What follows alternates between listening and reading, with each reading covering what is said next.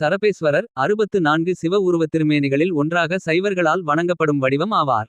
சென்னைக்கு அருகிலுள்ள புழல் நகரில் லிங்க உருவத்தில் சரபேஸ்வரர் சன்னதி உள்ளார். இங்குள்ள மூலவர் திருமூலநாதர் சுவாமி என்று அழைக்கப்படுகிறார்.